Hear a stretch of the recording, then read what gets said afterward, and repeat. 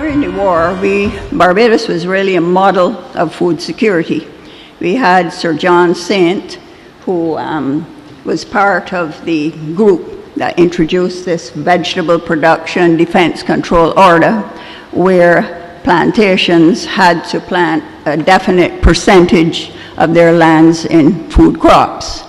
It went up to 35%. It varied sometimes from year to year, and there was a certain amount in preparation land, and another percentage in thrown out land. But there were also food crop inspectors who would go around and make sure that this was done. Now, the control order, I don't think, has ever been rescinded. And in my day, when I went to work, about 1969, these food crop inspectors were still around.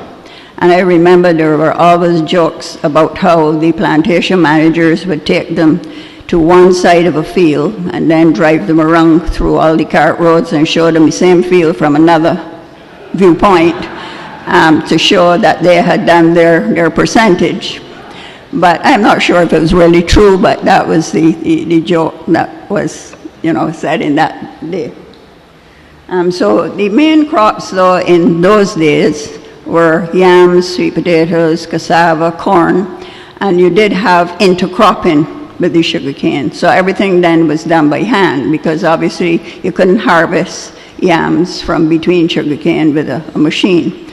I remember too that sweet potatoes, I think, was one of the crops that used to retard the cane quite a bit, as opposed to yams and some of the others.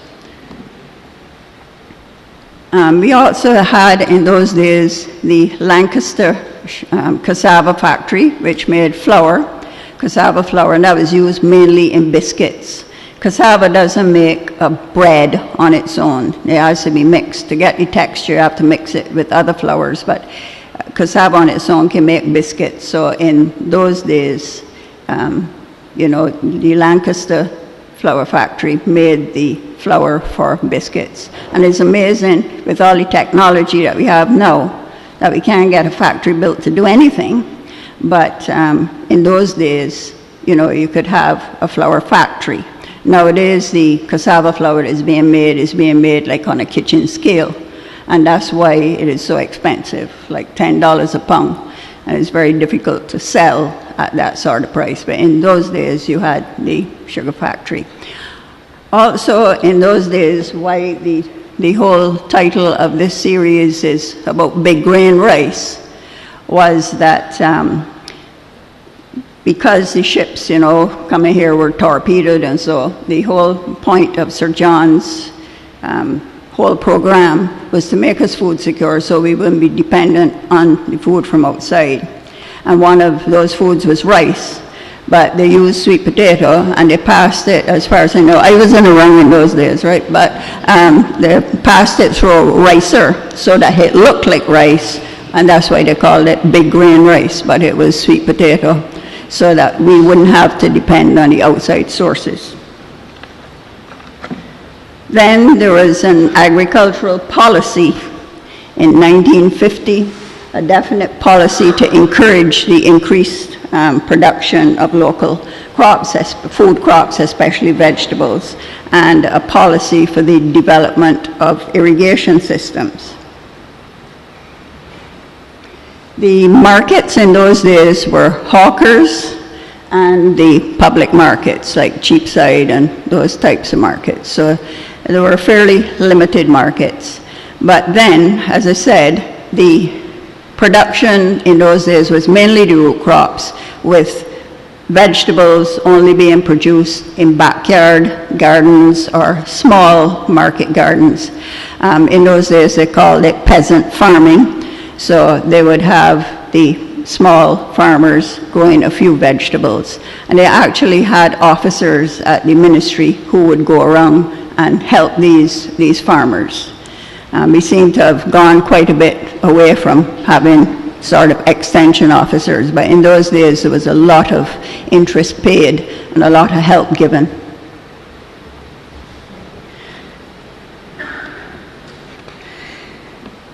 So and in those days too, there was also a lot of school gardening, which we seem to be coming away from these days. Now, in the 1960s, it was recognized that we should not depend solely on sugar. So there was a move to diversify the sugar industry. But in those days, it was not diversifying within sugar, it was diversifying around sugar. And I agree with that, because we need sugar to be able to grow food crops successfully. We need the rotation with sugarcane. We know of all the benefits of mulches and keeping away weeds and that type of thing. And they knew that in those days too. So we had diversification around cane to fit in with cane. Then the sugar industry set up a diversification unit at Edge Hill, and we had Mr. Graham Gooden in charge of that. And he actually tried hundreds of crops to try and find one crop that could replace cane. And he never found one crop that could do for our soils, and from every point of view what it could do. He never found one crop that could replace sugarcane. I heard on a call-in program today somebody calling in and saying, there are many parts of the world that don't grow sugarcane, and they don't lose their topsoil. Well, there are topsoils, and there are also depths of topsoils. Our soils are very shallow. And my feeling is, if we know sugarcane, we know how to grow sugarcane, and we know that sugarcane is one of the best crops for our soils, why try to look for another one? Try to do the best that we can with sugarcane, but also have other crops around it. So then we had a number of diversification efforts. The Ministry of Agriculture started to explore onion production, and then I would say one of the most important program that brought about diversification and vegetable production was an OAS funded project from 1969 to 1972. I was the local counterpart of Dr. Brian Evis, who is a well-known name here. He's an Englishman, but he was a real worker. He was not the sort of consultant who wrote reports. He was out there in the field doing the work. He introduced commercial vegetable production using mechanized planting, because obviously you can't plant hundreds of acres of a crop by hand. So he introduced the Stanhay seed drill from England, which planted seeds precisely at the correct spacing, and so therefore we could move to commercial acreages of crops. And also at that time, the main source of seed was the Ministry of Agriculture seed store, and they were growing the same old varieties that had been growing, I think, since the war. And in fact, I think they have one variety that's still being grown now that was grown before the war. But that OAS project, we did numerous trials, sometimes 40 and 50 varieties of a crop we tested to see which would grow best in Barbados, which would produce the best yields and the best quality. And we used hybrids. We tried to introduce hybrids, which obviously would have much higher yields than the open pollinated. But I think one mistake that was made at that time was that we did not do enough, though, to keep our indigenous varieties. We still should have kept some seed, perhaps through the sugarcane breeding station, which uses very low temperatures to keep seed. We should have kept seed of the Barbados cucumber and kept some sorrel and, you know, the local types, local corn, but that wasn't done. Finger squash, and now those things are, you know, fairly scarce. So alongside the hybrids, I think we could have done more with keeping those. But the hybrid varieties really out-yielded all the others. So, you know, vegetable production really expanded. Also at that time, seed stores, the private sector people started having their own seed stores rather than just relying on the Ministry of Agriculture seed stores. So you had Getty's grant, and then later the Costa, and then gradually it went to the ones that we have today. Also at that time, vegetable crop recommendations, a manual that gave you every detail about how to grow every crop and what variety to use, all the details of which belt to use with the planter, and all the various parts of the planter that you need to use, a different one for every crop. All of that was detailed, all the spacing, all the expected yields, the time to harvest. And that continued until about 1980. That manual was available to farmers, and it was like their Bible. And actually the University of the West Indies also asked for it to be used as a teaching aid in their agriculture degree course. But after 1980, it tended not to be updated as regularly as it was in those days. And now you will find we do have the separate sheets, recommendations for each crop, but they are not updated. There are much different varieties, the chemicals, you can't get a lot of them anymore, so that needs to be done. And the change then was from intercropping to having large acreages of pure stand crops. So this is the planter that I was talking about. This is even a more modern one than the first ones that were brought down here by Dr. Davis. This works by vacuum. They only have about 2 of these in the island, but the old ones are still around. So it plants the seeds precisely.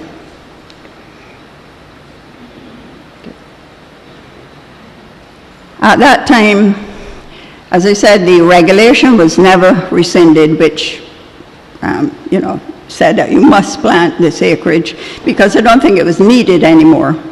People went into larger acreages of vegetables. So we went from regulation to incentives. And I must say the Ministry of Agriculture does give quite a few incentives for vegetable production, like rebates on greenhouses, rebates on irrigation equipment, rebates on cultivation, that type of thing.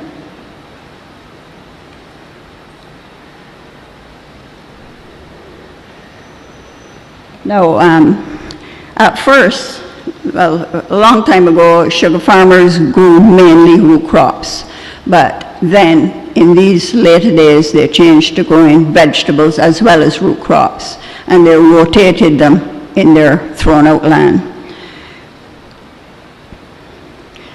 Also, because you had pure stand crops, you could now harvest them mechanically. And Dr. Colin Hudson was responsible for designing and building quite a few local harvesters of yams and sweet potatoes, cassava as well. He designed quite an intricate cassava planter as well. So I am surprised when I see in the newspaper sometimes, that we must go down to Brazil to be able, that this mechanization is keeping us back and we need to go down to Brazil to get the equipment when we can build it right here. And we have built it. For many years we have been building our own planting and harvesting equipment. At that time too, a number of medium-sized specialist vegetable farmers grew up rather than having only the plantations and very small farmers growing vegetables. You had medium-sized specialist vegetables. They grew no sugarcane at all, just vegetables. The problem with that, as I said, is running into weed problems with not having sugarcane to rotate with. But we certainly have one farm in St. Philip, which has been doing this probably 30, 35 years at least. And although he does have some weed problems, he plows a lot of organic matter into his soil, and so he has got along quite well growing only vegetables. And then small farmers also extended more into vegetables away from only root crops. So you can see that we had quite a few large acreages, 250 acres of onions and 387 acres of tomatoes, 943 acres of carrots. That would have been unheard of before mechanized planting. And they're the three main crops, I would say, in Barbados. Probably cucumbers you could add to that, but tomatoes, carrots, and onions are three of the biggest crops grown. So you can see the kind of acreages we have now of carrots. Then at that time too, we had the development of the onion industry, not only in Barbados, but in the Caribbean. And you can see there the tonnages of onions, and we were even exporting onions in those days.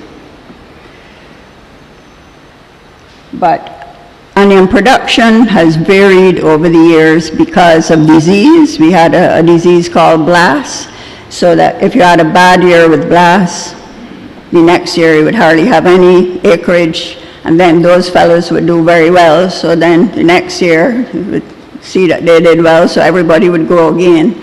But we have overcome, I would say we have overcome that blast problem now. There's hardly any of it seen. But our main drawback to expanding our onion industry is onion drying. At the present moment, onions are dried in the field by a process known as windrowing, where the onions are pulled and left exposed to the sun for about a week. Well, first of all, you're exposed to that wonderful thing called, I have been told that it must be called grand larceny and not predial larceny, which is true. So it exposes the onions to theft, as well as obviously to rain. So I would say the main drawback to us having almost year-round production of onions is a drying facility, and we've been talking about that for about 40 years now. And we haven't seen any progress, except that one farmer now has an onion dryer. It hasn't been set up, but he has one, so maybe some farmers can share that. But I think a government onion dryer, I think if we wait on that, we wait a long time. So there are some onions ready for sale there. And the farms do make an attempt at drying their onions. So you see they use big fans, and that's on the wall, and then they pack the onions in squares with a hole in the center on the pallet, and they have a fan blowing down through that hole, so it blows through all the bags of onions. So it is an attempt at drying, but the problem is that you're using just ambient air. You aren't using heated air to dry them. So the job isn't very good, but it does help a lot. Farmers now are also grading their onions. They have grading machines so that all the excess leaves are blown off. And when you see a bag of onions going to the supermarket, they really look nice, not all ragged and ugly like how they looked in the past. So farmers are trying to do things to improve that. Now, also, in days gone by, the production depended on rainfall. So you had the rainy season when you grew crops, and dry season you couldn't. Well, in the rainy season also, it's very hot and you get a lot of diseases. But with the extended irrigation, then year-round production was available. Overhead irrigation was used at first, but gradually that changed to a lot more drip irrigation, which reduces the use of water because it delivers the water exactly where the plant needs it, rather than blowing it in the air where a lot of it is lost and evaporated. And so you can also put your fertilizer through the drip or certain other chemicals through the drip. You also had some land lease schemes by the government, which increased the production of vegetables as well. But I think most of the problems with those land lease schemes is that the farmers don't live on the farm, And there again, because of predial larceny, you know, a lot of crops are lost. I don't think you can have a farmer not living on his farm. I don't think that's practical. So some of those schemes were not as successful as they could have been, like the Spring Hall land lease, for example.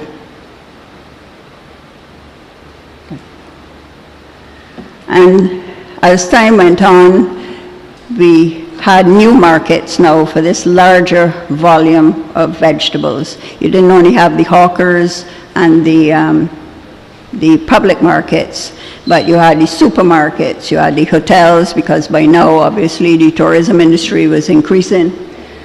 You have farmers markets, which have been, you know, increasing over time. There's Brighton Farmers Market, I think. Well, before that even was the St. George Farmers Cooperative, and that has been really successful for many years. And Brighton Farmers Market, then we had Redland for a time. There were quite a few farmers markets popping up around in recent years to increase the outlets for the farmers' produce. There are also brokers who travel around with their vans and collect vegetables from all around and supply hotels, because hotels tend to want a little bit of everything. And sometimes it's not worthwhile for a farmer to drive to the West Coast with 10 pounds of something. But if you had 10 pounds of 20 crops or 30 crops, then it might make sense. So you have these brokers who go around to the farms buying and then delivering to the hotels and supermarkets too.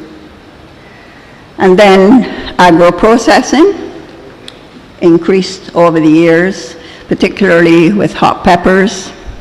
I'm a little disappointed that the pepper industry seems to think that the local onions are too soft or too watery for their product, but I understand from some of them and some of the bigger ones that is a joke, that the recipe could be changed to accommodate the local onion, but that's something we have to try to improve, because at the moment onions come in specifically for the processors duty-free, and somehow they find their way onto the market to compete with the local onions.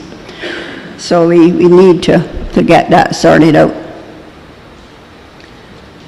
We had a number of vegetable export programs. I was involved in quite a few of them, but I find we don't, in this part of the world, we don't persist with anything. If we don't make money the first year, then, you know, we give up. So, and agriculture can't work like that. You know, you have to persist with something, go through all the teething problems, and you will succeed. So we had 1982 sweet pepper exports to Holland. We had beautiful boxes. We had a girl pose with her traditional dress and her down basket with her vegetables and all that. It was well packaged and sorted and everything. We chose our farmers and we monitored. We didn't just let it happen by chance. So we had good quality product going to Holland. But I remember the plane used to come about midnight. It was Martinair, I think, in those days, and I actually used to go up and help to load the plane.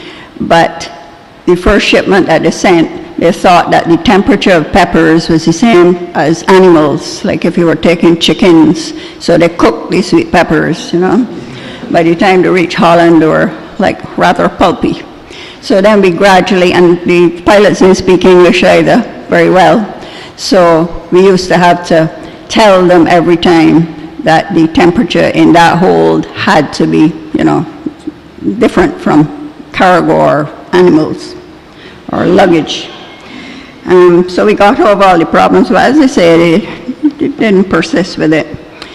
Then over the years, I gave us some figures there. We exported to Canada and the UK mainly. The US is a difficult market to export into. They have a lot of barriers to trade. And then we rose to about 3 million pounds in the 1990s, but we have decreased since in these exports.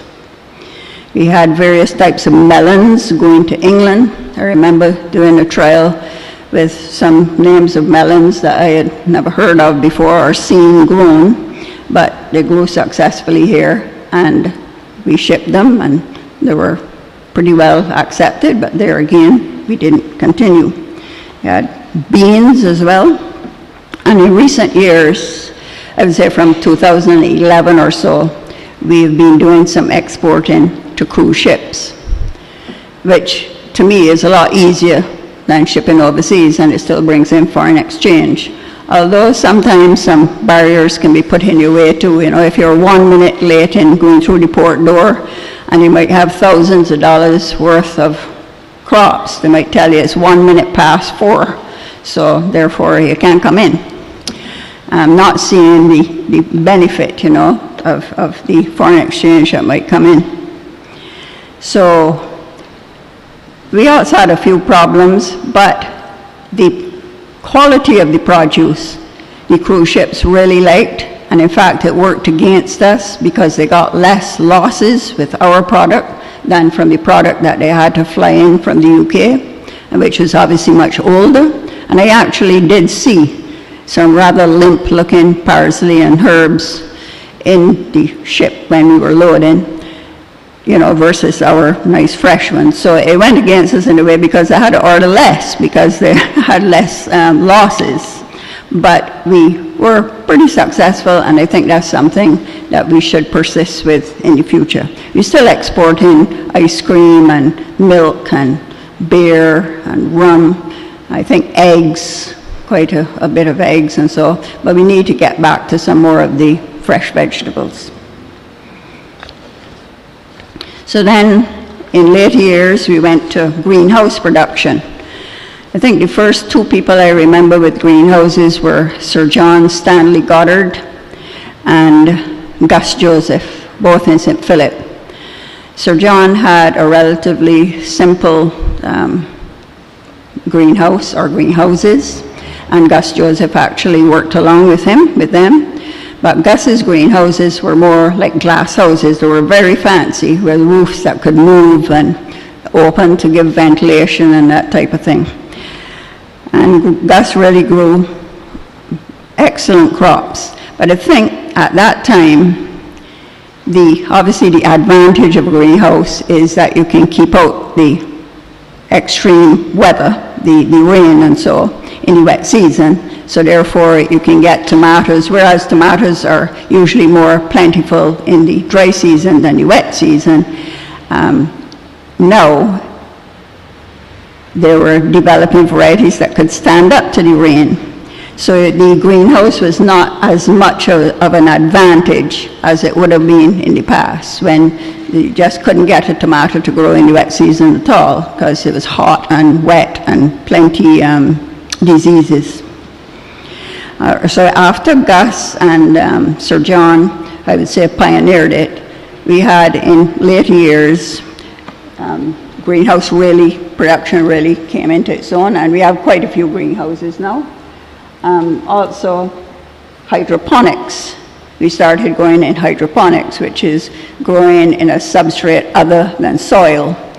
You can grow in a solution, which is that's at the farm, and that's lettuce actually growing just in a solution, a fertilizer solution, which is moving all the time and being aerated. That's at Redland as well. That's how they grow their lettuce.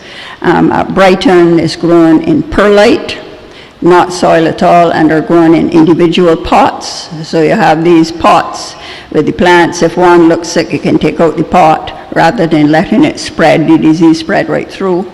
And you have the fertilizer solution and the irrigation being dripped into each pot. And the difference between greenhouse production and field production too is that you may have sweet peppers growing in the field, well, apart from the birds which annihilate them in the field, and you can get away from that in a greenhouse.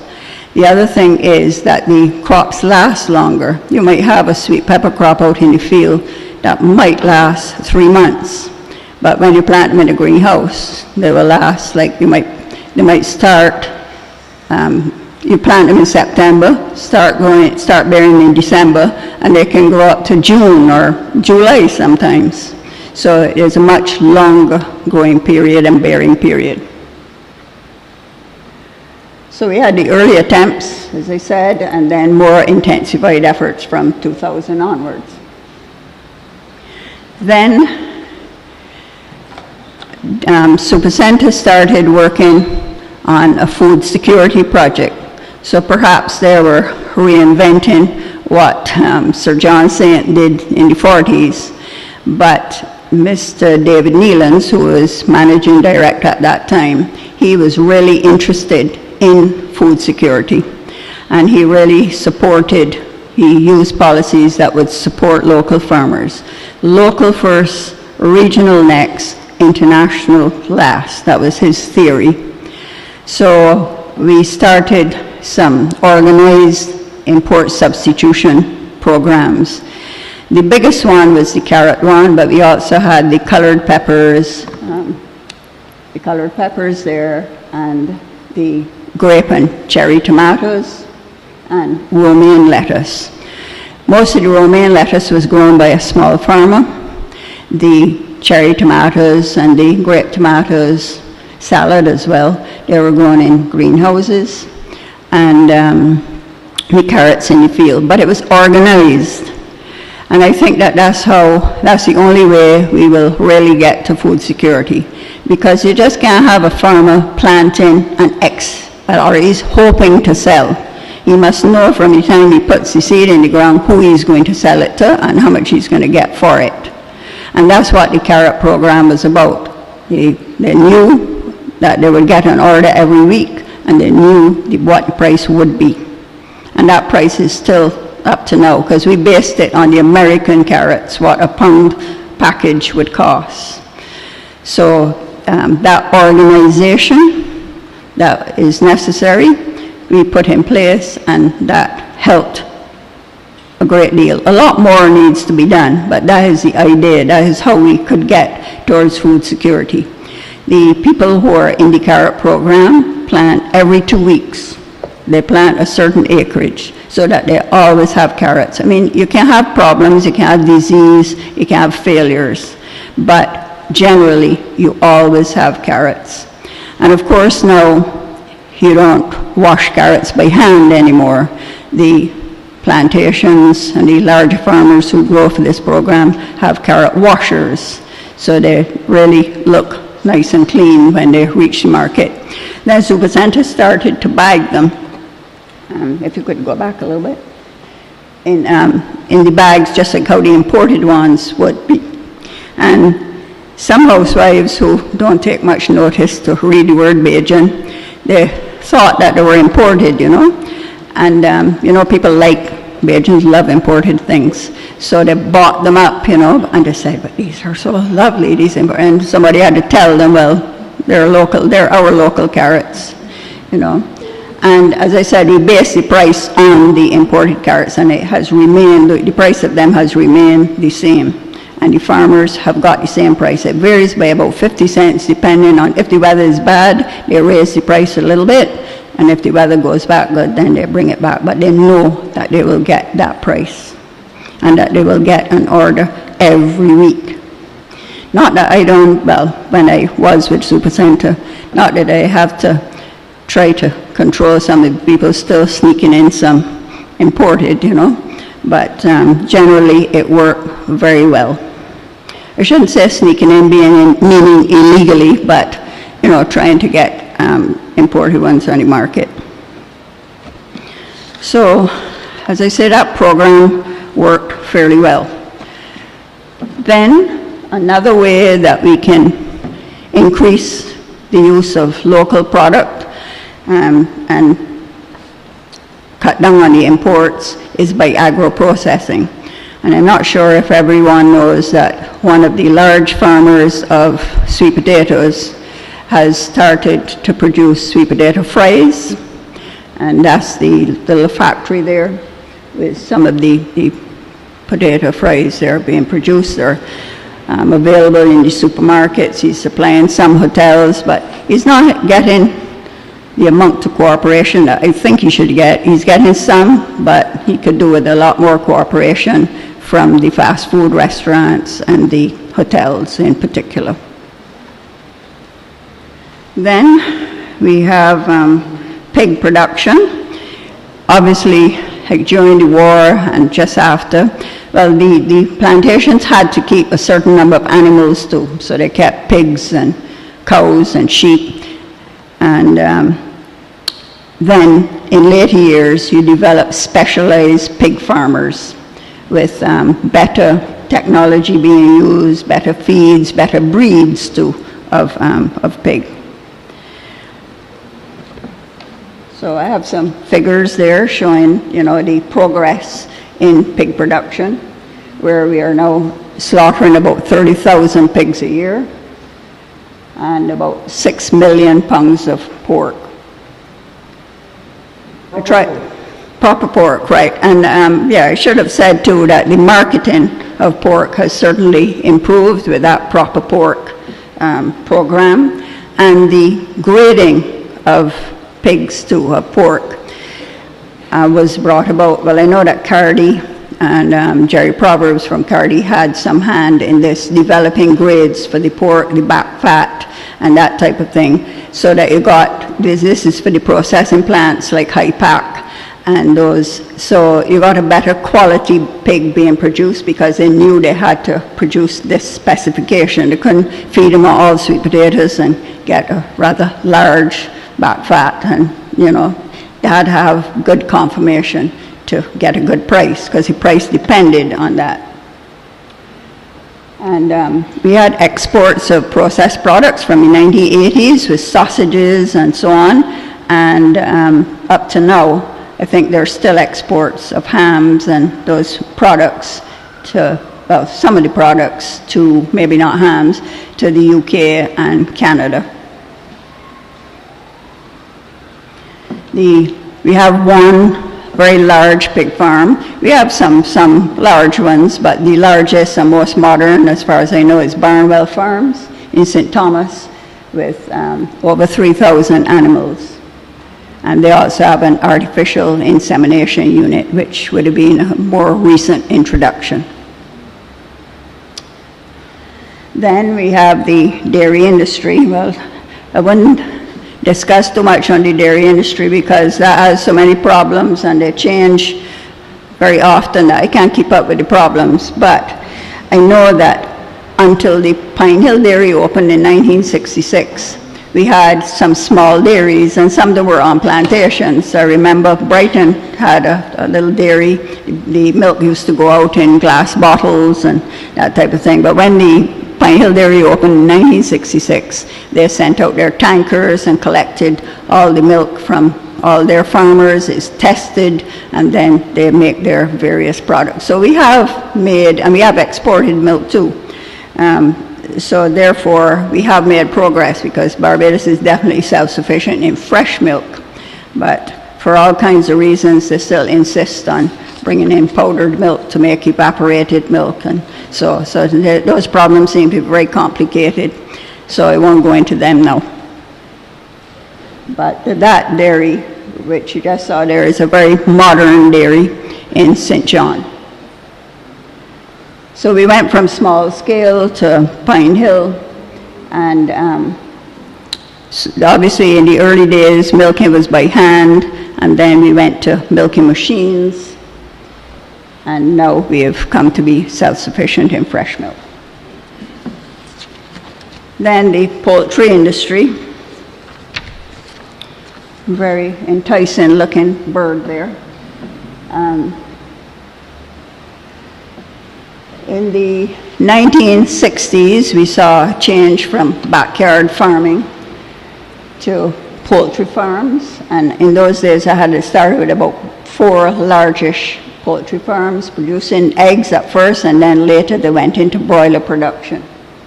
And now there are numerous poultry farms. There are 4 hatcheries.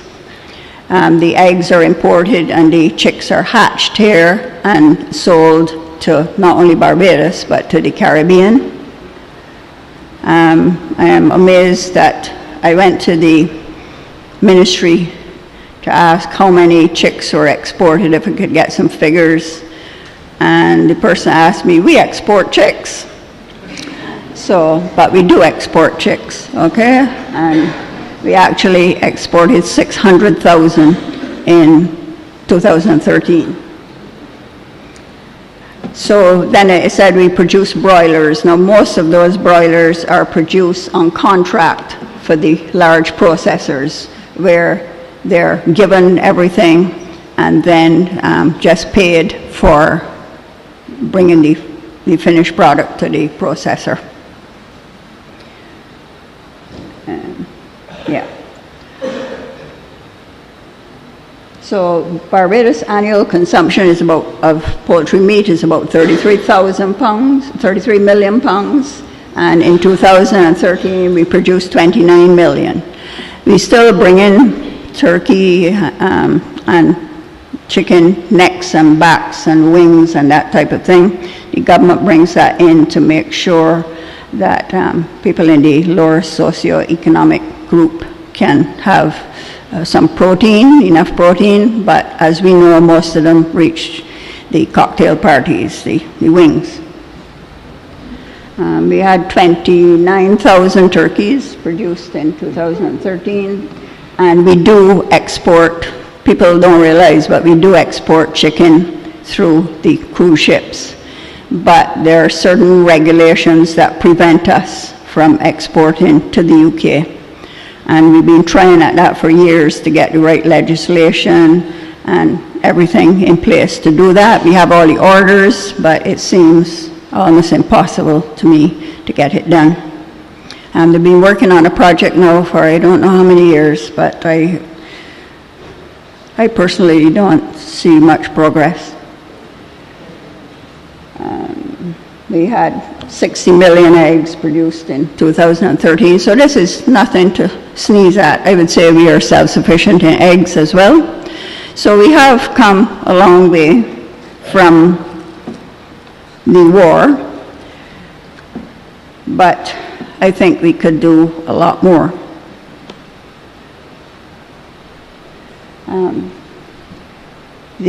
Talking about change in technology, we now have tunnel ventilation for the chickens, and everything is controlled by computers, and you can be anywhere in the world and you can see on your cell phone everything that is happening on your farm.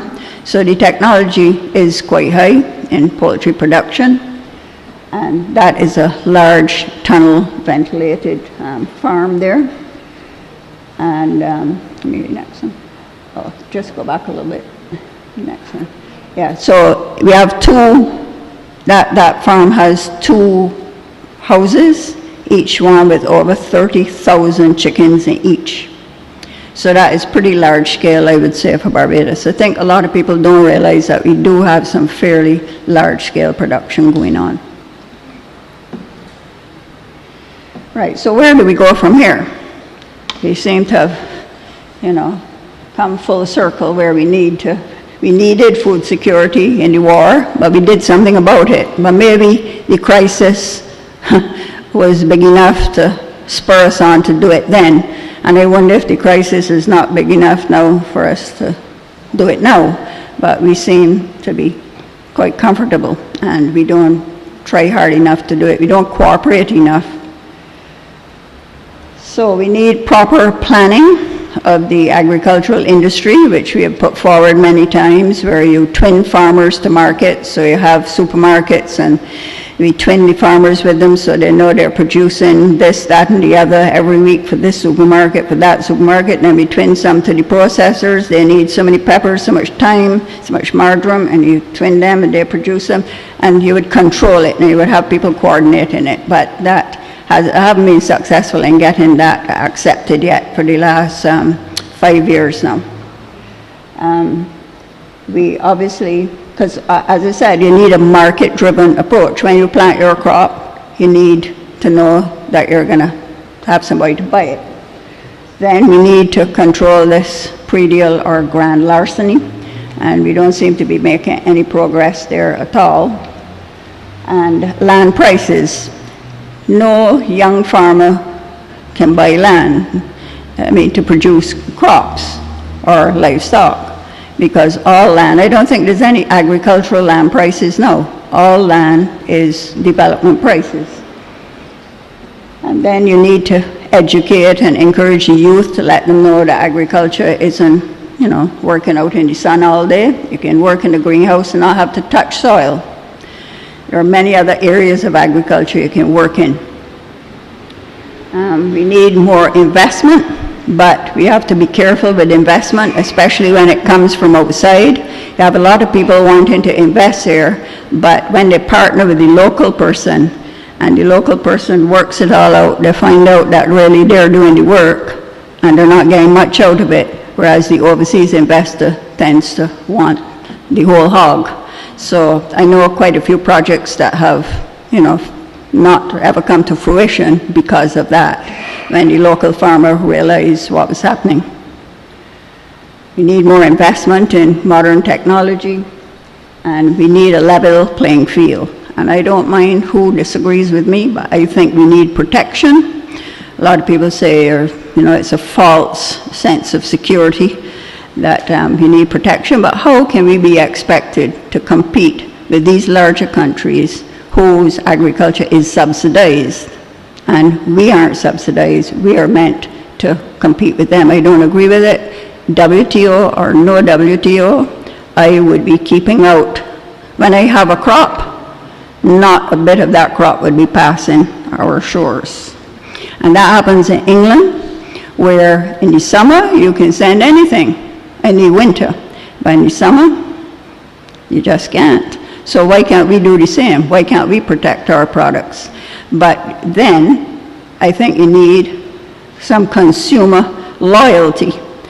But people just, they seem to prefer, once it's imported, they seem to prefer it, and they don't realize that, you know, we need to save foreign exchange, you need to have jobs, and you need to be loyal to your own. Right. So I am saying that we did it before in the war, and we can do it again. We now come full circle. And we just need farmers to persist, and we need the loyalty of Barbadians. Right? Just a little quote that I end everything that I say with, because I think we need to persist with things, and that will, you know, we'll succeed. No, we have all these challenges to food security, but that's the topic of another discussion, the last discussion, I think, in the whole series. We have a lot of challenges, but we can't overcome them. We did it before under some terrible conditions in the war. It's true we have a larger population now, but we can do it again if we all cooperate with each other. Thank you very much.